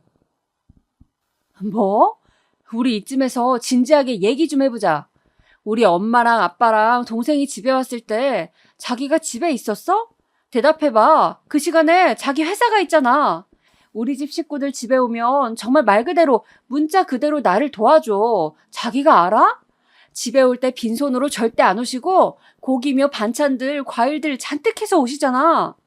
그리고 애기 봐주고 나 잘 수 있게 해주고 빨래 돌리고 청소기 밀고 물걸레질까지 엄마랑 아빠랑 다 해준다고. 근데 어머니랑 아가씨는? 자기는 지금 설마 똑같이 한다고 생각하는 거야? 제가 이렇게 날카롭게 아주 벅벅 소리를 지르게 되는 건 당연한 처사였어요. 친정 식구들은 딸 눈빛이 시커매진 걸 보고 아주 애달아서 속상해 하시는데 시댁 식구들은 안 그러더라고요. 영미야, 저기 가서 베개 좀 갖고 와봐라. 수영이 피곤한가 보다. 어머니는 한창 애기 낳고 몸도 잘 못 푼 며느리한테 자기 딸 누울 이부자리를 봐주시라고 하는 분이에요. 신우는 그냥 앉아서 받고 있는 게 아니라 그런 자기 엄마 성격을 아주 잘 알고 누워서 부려먹더라고요. 엄마, 나 커피 오늘 못 마셨는데 당 떨어지니까 어지러워. 빨리 뭐라도 먹어야 될 것 같아. 잠깐만, 나 애기 좀 한번 안아보자. 이러면서 은근히 지 엄마 시켜서 제가 다 해주게 만들더라고요. 저도 아침부터 밥 한 끼 못 먹은 상태로 시댁 식구들 맞았는데 정말 아무것도 안 들고 빈손으로 쓱 들이닥치더군요. 그래놓고 밥 줘라, 커피 줘라, 애기 안아보자, 이부자리 좀 펴봐라, 우리 좀 눕자. 이딴 식이었던 거예요. 틈만 나면 집으로 스며들어 오려고 하는 저 모녀들을 쫓아내려고 남편이랑 싸워댔지만 남편은 제 편이 아니더라고요. 참 바보 같고 의미 없는 말이긴 한데 왜 남편이 제 편인 줄 알았을까요? 그나마 남편이 제 장단을 맞춰줄 때는 저와 있을 때뿐이었어요. 금세 자기 엄마나 여동생이 나불대는 소리를 들으면 아주 자신감이 팍팍 차오르는지 너무 멍청하게 정말 티가 다 나는지도 모르고 저한테 큰 소리를 치더라고요. 엄마가 이번에 우리 집에서 엄마 생일 하고 싶으시대. 며느리 상 받는 게 죄는 아니잖아. 당신 결혼해서 한 번도 안 차려드리기도 했고 아무리 세상이 변했다고 해도 그 정도는 며느리가 시어머니 해드리는 게 맞다고 하더라. 저는 눈을 바로 획 흘기면서 날카롭게 물었고 바보 같은 남편은 바로 덜미를 잡혔어요. 그래, 어머니가 그렇게 말씀하셨구나. 세상이 변하고 변했고 어쩌고 하는 건 늘 어머니 레파토리 아니야. 어쩜 어머니 말투 그대로 옮겨오면서 나한테 어머니가 내 뒷담한 거 안 걸릴 거라고 생각했어? 우리 집에서 어머니 생신하자는 건 아가씨 생각 맞지? 왜냐면 애기 돌 때에도 아가씨가 그 말 한 번 했거든. 자기 엄마 불쌍해서 죽겠다나? 맞지? 내 말 맞아 안 맞아? 남편이 완전히 그대로 걸려버리곤 풀이 죽어서는 말을 못하고 있더군요. 애지간하면 저도 한 번은 그냥 치사하고 더럽다 치고 해드릴 생각도 없진 않았어요. 그저 예의상으로 말이에요. 하지만 저렇게 또 하나씩 틀을 짜가지고 지들 입맛 안에 저를 넣으려고 하니 너무 괘씸하더라고요. 그런 와중에 남편이 두 손 두 발 다 들어가면서 저한테 바싹 엎드려 빌어대니 그냥 까짓 거 한번 모르는 척 해줘야 하나 싶은 생각이 잠깐 들긴 하더군요. 왜냐면 저는 때마침 취업을 앞두고 있어서 바빠질 예정이었고 가족들끼리 다 모이는 것도 당분간은 없을 터였어요. 그냥 미운 사람 떡 하나 더 준답시고 이래저래 어머니 생신을 우리 집에서 하기로 했답니다. 그리고 결국 저는 이런 결정을 두고두고 후회하며 내가 진짜 다시 한번 저 집 인간들 집으로 불러들이면 인간이 아니라는 다짐을 하게 되었답니다. 원래 아버님과 어머니 시누이 셋만 오기로 했던 자리에 뭔 친척분들을 그렇게 더 모시고 온 건지. 우리 집이 잠실 주경기장도 아니고 코딱지만한 투룸 빌라예요. 거기에 그렇게 얼굴도 모르는 먼 친척분들을 8분이나 더 초대해서 모시고 온 거예요. 그것도 그 무시무시한 당일 통보 말이에요. 무려 신우가 저에게 전화해서 휙 던지듯 말하더군요. 언니는 모르겠지만 우리 먼 외삼촌이 있어요. 외숙모랑 거기 자식들도 둘 올 거고 다 우리 엄마 축하해준다고 외가쪽 가족들이 좀 올 거예요. 밥 있죠? 조금만 더 준비해주면 될 거예요. 이 전화도 황당해 죽겠는데 이후로 들이닥친 풍경은 더 맑았지도 않았답니다. 대뜸 초면부터 저에게 반말 찍찍 하시는 시외숙모님부터 해서 그 집 자제분들도 그렇게 썩 예의 바르지 않더라고요. 멀리 사시는 친척분들, 결혼식 말고는 뵐 수도 없었던 분들이 옹기종기 8명이나 더 따라붙게 되었어요. 그분들 몫으로 갑작스레 음식을 늘리고 더 주문했고 칭얼대는 애기 달래가면서 이날 생신을 치르느라 정말 너무 힘들었는데요. 신우는 거기서도 제 엄마 생신을 챙겨준 저에게 조금도 고마운 마음이 없고 이제서 제가 자기 말을 좀 듣는다고 생각했나 봐요. 아주 맘 놓고 망할 소리를 해대더군요. 우리 엄마 너무 불쌍한 것 같아. 결혼하고 진즉 받았어야 할 생신상을 이렇게 손주 보고 한참 지나서 받으니까 말이야. 하여간 사랑하는 우리 엄마 최덕순 씨 생신 축하드려요. 며느리 복은 좀 그래도 딸 복은 있으니까 우리 엄마 내가 호강시켜줄게. 이따위 소리를 하면서 어른들이랑 낄낄거리고 웃는데 진짜 너무 밉상인 거예요. 어쩌자고 얘는 이 정도로 밉상으로 태어난 건가 싶고 처음에는 이쁘다고 생각했던 그 얼굴도 갈수록 사납고 심술궂게 느껴지더군요. 게다가 그것도 모자랐는지 더 망언을 하는데 진짜 자식 건드리는 건 참을 수가 없었어요. 엄연히 내 자식인데 왜 아무런 고생도 연고도 없는 신우, 지가 나서는 거냐고요. 아구구, 우리 이쁜 조카, 우리 공주. 우리 예연이는 고모랑 너무 많이 닮았지요. 고모 닮아서 이렇게 이쁜 거야, 우리 공주. 예연이는 고모네 가서 같이 살자. 이러면서 아무리 장난이라지만 계속 쪽쪽거리면서 자기랑 닮았다는 소리를 해대는 거예요. 처음에는 너그럽게 넘기려고 했지만 이날 생신 당사자셨던 어머니까지 선을 모르고 마구 본인 맘대로 말을 하시더군요. 그래. 예연이는 지 고모를 아주 쏙 빼닮았어. 우리 집에 이런 인물은 할미랑 고모밖에 없지. 이쁜 고모 닮아서 우리 공주도 저렇게 이쁜 거야. 엄마 닮아선 저 외모 안 나오지. 어머니와 신우는 대충 이런 대화를 계속 주고받는데 생신이기도 하고 더 험한 말을 이 앞에서 낼 순 없었어요. 그나마 제가 생각한 방법은 생신 당일날은 어거지로 참고 며칠 좀 지나서 본격적으로 신우에게 따지는 거였어요. 실제로 그리했더니 신우는 이제 뒤도 안 보고 저한테 마구 대들고 함부로 대하더군요. 이때 저는 벼르고 있었고 너만 엄마 있냐? 나도 엄마 있다. 이런 식으로 우리 엄마를 대뜸 바꿔주었답니다. 지금 와서 생각해보면 저도 되게 이판사판이었던 것 같아요. 안 그래도 성격 괄괄하고 어디 나가서 싸움 접은 적도 없는 엄마를 여기에 껴넣었으니까 말이에요.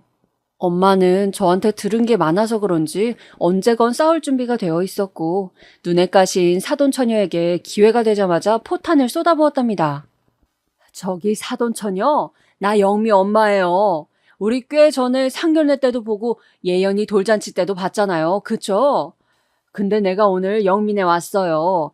옆에서 통화하는 걸 좀 들었는데 이거 아주 내가 사돈처녀한테 실망했어. 아니 어쩜 그 공주 같은 얼굴로 말을 그렇게 안 이쁘게 하나? 사돈처녀가 아직 시집을 안 가서 그런가 본데 그렇게 마음 곱게 안 쓰면 사람이 다 돌려받는 법이야. 나중에 시집 가서 어떤 시댁을 만날 줄 알고 그렇게 살아? 엄마는 정말 거침없는 폭주기관차처럼 제 기준엔 어쩌면 신우보다 더 심한 수준으로 폭언을 퍼부었어요. 약간 속이 시원하면서도 한편으론 좀 아슬아슬하더라고요. 저 목 같은 성격에 가만히 있지 않을 것 같아서 말이에요. 엄마가 마지막으로 한 말은 제가 봐도 좀 심했어요. 사돈처녀, 옛날에 보면 그렇게 결혼 안 한 시누이들이 지 옳게 괴롭히다가 시집을 못 가더라고. 아니면 결혼해서 아기가 안 생겨. 지가 한 대로 벌 받는 거지 뭐겠어? 거 자꾸 우리 손녀한테 낳아준 엄마 말고 아무 상관없는 고모 닮았다는 소리 좀 하지 말아요. 우리 영미 흰머리 나고 머리 빠지는 거 보면 내가 아주 사돈처녀한테 서운해. 왜 그렇게 마음을 곱게 못 써? 어찌 보면 거의 저주나 다름없는 말을 평소에도 말 맵게 하기로 유명한 우리 엄마는 분을 안 참고 다 쏟아버린 거예요. 이렇게 독하디 독한 말을 들어버린 신우는 저한테 뭐라 하지도 못한 채 저희 친정엄마 선에서 전화를 끊게 되었어요. 결국 이 못된 것이 지 손으로 어쩌기 뭐하니까 저랑 사는 지 오빠를 구워 삶았더라고요. 얼마나 울며불며 곡을 한 건지 남편은 급기야 이날 밤에 문을 박차고 들어오더니 저한테 뭐라는 줄 아세요? 영미야, 나 진짜 장모님한테 실망이다. 나 장모님이 우리 수영이 찾아가서 사과하셨으면 좋겠어. 아니면 나 정말 못 참아. 얘 지금 계속 울고 토하고 밥도 못 먹고 충격이 이만저만이 아니야. 본인 딸 때문에 남의 집 딸을 이렇게 울려도 되는 거야? 솔직히 어이가 없는 게 누구 쪽일까요? 우리 엄마가 험한 말을 하긴 했지만 지네 엄마가 남의 집 딸인 저한테 막말하던 거 그냥 듣고 있었던 건 누구였고요. 남편은 그럴 땐 제가 예민하다며 입 꾹 닫더니 지 동생이 똑같이 와르르 부서지는 소리를 듣고 나니까 못 참겠나 봐요. 단번에 저는 거절해버렸어요. 왜 우리 엄마가 사과해? 아가씨는, 어머니는? 나한테 그보다 더한 막말을 하고 사과는 하셨나? 어머니 생신 때 말도 없이 식구들 몰고 오시고 기분 좋아서 술 드시다가 넘어지시고 소파에도 음식들 잔뜩 흘려놓으시고선 사과도 안 하셨어. 아가씨는 그날 내가 기껏 고생해서 차려드렸더니 자기 엄마 불쌍하다고 비꼬아댔고 말이야. 자기는 어쩜 그렇게 자기밖에 몰라? 누가 봐도 할 만한 소리를 한 게 아닌가 싶은데 이 인간은 자기가 그 집안 피인 것을 이런 식으로 증명해내더라고요. 좋아. 그럼 이혼해. 영미 너나 장모님이나 수영이한테 가서 사과 못하겠다면 나는 두고 볼 수 없어. 이혼할 거야. 이혼? 자기 지금 이혼이라고 한 거야? 사실 저도 이혼이라는 생각을 아예 안 해본 건 아니에요. 애 낳고 부부끼리 다툰 날도 많았고 거기에 꼭 양념마냥 시댁 식구들이 나서서 들쑤셔대니 충분히 조건은 되었던 것 같아요. 그렇지만 아기가 있는데 그게 어디 쉽겠어요? 그리고 아무리 속이 상해도 아기가 있으면 부부가 조금 타협을 해야 되는 거잖아요. 저는 이때 남편의 입에서 튀어나온 이혼이라는 말이 아주 아프게 박혀서 몇 번이나 악몽을 꾸었어요. 그중 가장 기억에 남는 악몽은 남편이 이 집에 자기 엄마와 아빠 그리고 신우와 신우 남편까지 같이 불러들인 다음 저와 아기는 발로 차며 밀어내는 꿈이었어요. 저는 꿈에서 인어공주 마냥 입이 안 벌려지고 목소리가 안 나와서 성냥팔이 소녀처럼 울면서 맨몸으로 쫓겨나왔고요. 이런 저와 아기에게 시댁 식구들과 남편은 죄를 펑펑 뿌려대는 꿈이었답니다. 꿈이란 게 어디까지나 꿈일 뿐이라지만 저는 좀처럼 마음이 다스려지지 않았어요. 그러다 저는 어찌어찌 알바를 시작하게 되었는데 친구네 언니께서 집 근처에 치킨집을 오픈하셨고 점심때 장사를 바짝 도와주게 되었어요. 이 언니 역시 시집살이로 꽤 마음고생하신 분이라 둘이 정말 마음이 잘 통했어요. 그나마 이 무렵쯤 아기를 어린이집에 보내놓고 저 역시 집 밖으로 나와서 조금은 숨을 돌릴 때라 느낌이 다르더라고요. 남편과 시댁 식구들에게 받은 상처는 컸지만 그럭저럭 넘기고 여기서 일하고 수다 떨며 아주 조금은 해소가 되고 있었어요. 그쯤에는 남편과도 말을 잘 안 하고 냉전 중일 때였는데 어느 날 남편이 대뜸 말을 하더라고요. 하여간 지 가족에 관련된 건 정말 끔찍하게 챙기는 것 같아요. 어떻게 지 가족 때문에 저랑 싸워놓고 또 본인 이득만 챙기려는 얘기를 하는 걸까요? 저기 다음 주 토요일에 시간 좀 비워놔. 그날 수영이 남친이 집으로 인사 온대. 아, 우리 집 아니고 엄마 집. 그날은 알바 안 하는 거지? 이게 뭔 말인 건지. 주말 출근 안 하려는 주의이긴 하지만 오픈한 지 오래되지도 않아서 토요일은 엄청 바빴어요. 저도 친정엄마한테 맡겨두고 토요일은 한동안 나가서 도와주고 있었거든요. 저희 남편이요? 하긴 이렇게만 얘기 들으면 남편은 내팽개치고 애도 어디 맡기고 돈만 벌겠다는 엄마로 보일 수도 있겠어요. 하지만 전혀 걱정하실 게 없답니다. 남편은 그 시간에 야구 동호회에 가 있는 사람이에요. 새벽부터 밤 늦게까지 그들과 어울려 다니면서 회식까지 하고 밤에 슬금슬금 기어들어와 애도 안 보고 자버리는 인간이에요. 시댁 식구들이 싫긴 했지만 그래서 그런지 몰라도 갈수록 남편도 밉상이더군요. 남편은 이 모든 걸 제 탓이라는 투로 말해서 더 분노가 일어났어요. 자기가 우리 엄마랑 수영이한테 그런 식으로 대하고 방치하지만 않았어도 내가 이렇게 마음이 돌아설 일은 없었어. 그거 한마디 사과하고 다독이는 게 싫어서 그렇게 꾸역꾸역 화를 내는 거야? 나는 장모님도 안 볼 거야 이제. 뭐 당신이 알아서 안 모셔오는 것 같긴 한데 내 집에 우리 엄마가 못 들어오면 장모님도 못 들어오시는 거지. 그러면서 주말마다 점점 밖으로 돌고 주중에도 늦게 들어오는 거예요. 그럴 땐 언제고 갑자기 시간을 비우라고 그것도 자기 여동생 때문에 일정을 잡으니 화딱지가 나더라고요. 전 가고 싶지 않다. 갑자기 이러는 게 어딨냐고 했더니 제 굳은 표정을 보고 지도 약간은 간절해진 것 같았어요. 사정이 평범한 사정은 아니더군요. 나도 웬만하면 말 안 하려고 했어. 근데 수영이 지금 만나는 남자가 결혼 얘기를 한다는데 굳이 집으로 찾아오겠다잖아. 오빠인 내가 결혼한 것도 아는데 나 혼자 가면 그림도 좀 그렇고 이후에는 바로 상견례 잡을 생각이라 그냥 관례라고만 생각해줘. 당신 보고 와서 뭐 음식하라 어쩌라 안 해. 그냥 나와 있기만 하라고. 이미 잔뜩 날이 서 있고 저를 겨냥하는 말투긴 했지만 듣다 보니 좀 궁금하긴 하더군요. 그렇게 얼굴에 비해 남자복이 없던 신우한테 어떤 남자가 저렇게 결혼하자고 들이대는 건지 맨날 화려한 결혼 허상에 사로잡혀 허세 부리던 신우니까 더 궁금해졌어요. 남편도 일단 제가 같이 가줄 듯한 분위기인데다가 자세히 물으니 간만에 대답을 길게 했어요. 아빠가 어디서 손자리랍시고 물어왔는데 한성기업에 다닌다고 하더라고. 자세히 모르지만 집안도 좋은 편이라 엄마가 아주 마음에 들어해.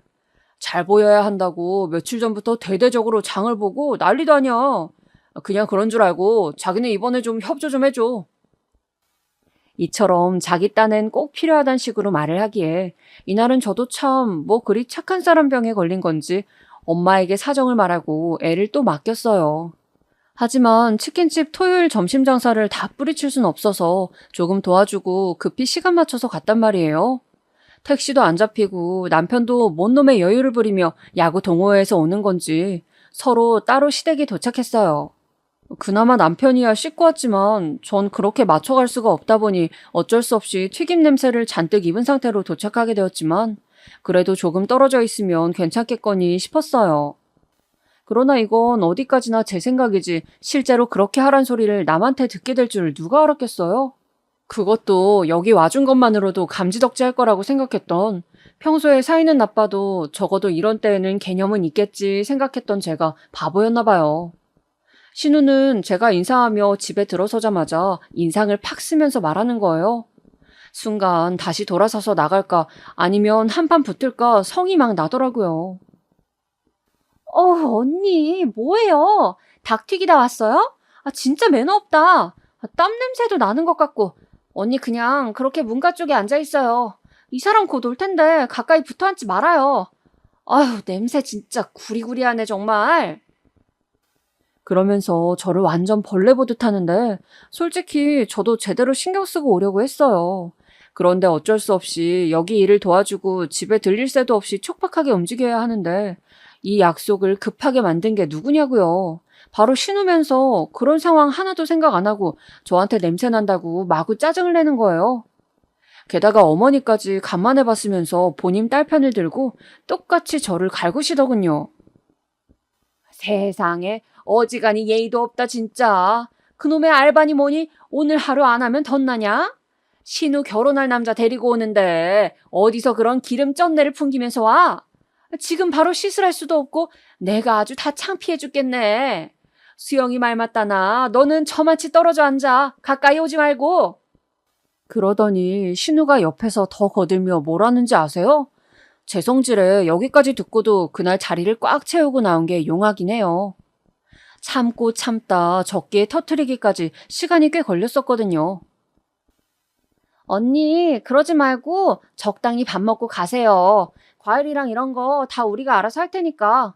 기름 냄새며 땀 냄새 너무 토할 것 같아요. 냄새 때문에 이 사람 밥 먹다 기분 다 잡치겠어요. 너무 아무렇지 않게 제 눈 한번 안 쳐다보고 그릇 놓으면서 말을 이따위로 하는 거예요. 진짜 주먹 쥔 손이 부들부들 떨리면서 숨도 안 쉬어지는데 그 타이밍에 신우의 남친이라는 사람, 그러니까 만난 지 몇 개월 되지도 않은 그 새 남자가 집에 왔어요. 안녕하세요, 어머님, 아버님. 그리고 수영씨. 형님, 저 왔습니다. 이러면서 무슨 백화점에서 산 듯한 고급진 과일 세트를 갖고 들어서더군요. 저는 도무지 인사할 기분은 아니었는데 그냥 어거지로 목례를 했고 순식간에 그 남자를 머리끝부터 발끝까지 바코드 스캔하듯 훑어봤어요. 확실히 외모는 신우 그 반반한 얼굴과 맞먹을 정도로 좋았고 키도 크고 어깨도 넓고 옷도 단정하게 정장을 입고 왔더라고요. 피부도 반질반질한 게 좋은 거 먹고 자란 있는 집 아들 느낌이 났어요. 누구네 집 아들인 우리 남편과는 아주 판이하게 다르게 말이에요. 그러면서 같이 밥을 먹겠다고 일단 자리를 안내하려는데 신우가 와서 제 팔을 툭 치더니 식탁 끝 가장자리 쪽에 앉게 하는 거예요. 아예 말도 걸지 않고 눈을 쬐 흘기면서 저리 가라고 삿대질을 하더군요. 와, 진짜 미치겠더라고요. 네, 이 대접 평생 잊지 않으마 하고 칼 갈듯 이를 갈고 참고 있는데 식사 대화 중에 결국 신우 본인이 사고를 쳐버렸어요. 저로서는 분노를 토해낼 탈출구를 마련해줬으니 고맙다고나 해야 할까요? 자기, 이거 더 먹어. 이것도. 우리 엄마가 자기 온다고 해준 거야. 진짜 웃기는 게 이때까지 신우는 제 엄마, 아빠, 오빠 소개는 다 해줘 놓고 새언니인 제 소개는 안 해주는 거예요. 아주 의도적으로 무시하더라고요. 그런데 같은 식탁 앞에 앉아 있으니 당연히 그 남친이라는 사람도 절 보고 뉘시냐고 묻더군요. 이분은 어떤 관계이신지. 그런데 신우가 진짜 얻어맞아도 할 말 없는 처사를 한 게 사람을 이렇게 불러서 병풍처럼 앉혀놓고 대놓고 바보 취급을 하는 거예요. 그냥 뭐 우리 새언니야. 자긴 알 거 없어. 이거나 먹어봐. 이러면서 아주 저를 싹 무시하는 거예요. 눈길 한번 안 주고 상 무시하는 모습에 이제 전 더 이상 참을 만한 그 무엇도 제 안에 남아있지 않았어요. 옆에서 남편이 뭐라고 하건 이게 무슨 자리인 것을 다 잊고 이성을 던져버리고 난장판을 쳐버린 거예요. 그렇다고 큰 소리 낸 건 아니고 그냥 저 역시 중얼중얼 들릴 듯 말 듯 초를 쳤어요. 알 거 없다니? 숨길 게 한둘이 아니라서 저러나? 그러자 제 말에 남편이며 제 맞은편 앉아있던 어머님, 아버님, 그리고 신우와 그 남친, 일제히 저를 무슨 도미노가 차르르 쓰러지듯 순서대로 고개를 들며 쳐다보더군요. 전 아랑곳하지 않고 말했어요. 다시 생각하면 저도 참 뭔 배짱이었는지 새삼 대단하게 느껴지긴 해요. 아이고, 말실수를 했네. 우리 아가씨 얘기 함부로 하면 안 되는데. 하긴 동거 얘기는 흘리면 안 되지. 이 말에 신우는 누가 뒤에서 머리를 잡아당기기라도 한 것처럼 눈이 튀어나올 듯 저를 응시했어요. 어머니도 물론이며 식사 챙김을 받고 있던 신우 남친도 뭔가 눈이 가려운 듯한 표정으로 절 보더군요. 너무 웃긴 건 시댁 식구 단 한 명도 거기서 뭔 말이 더 터져나올까 피가 말랐는지 그 숨막히는 몇 초간 한마디도 내뱉지 못하는 거예요.